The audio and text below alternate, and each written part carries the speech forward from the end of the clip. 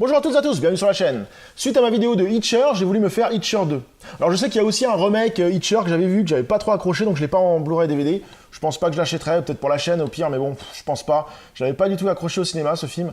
Et je m'étais acheté Hitcher 2. Retour en enfer. Alors c'est un film que j'ai pas vu du tout, je passais complètement à côté à l'époque.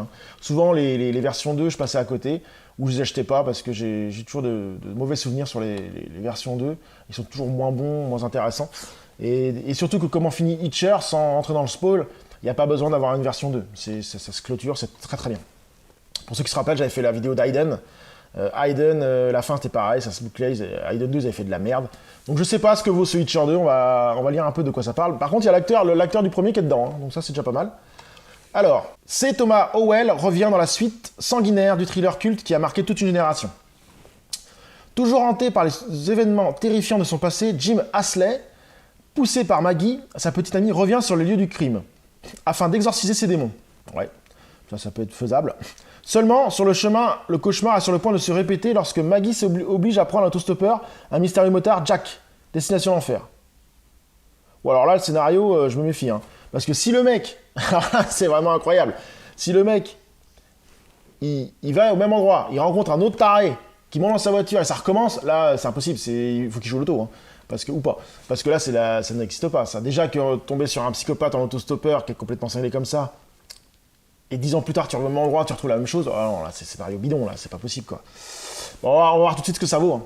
Donc, je viens de finir Hitcher 2.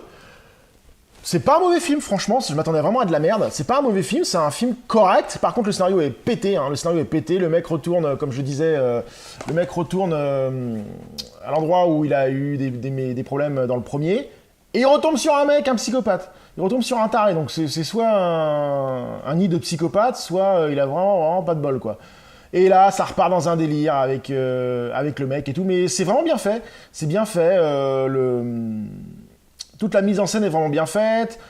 Tout est réalisable. Enfin, ouais, franchement, le mec, en plus, c'est le fils de... je sais plus comment il s'appelle, là... Buzet, voilà, c'est ça. Buzet, celui qui a joué dans Point Break, il a joué dans pas mal de films comme ça.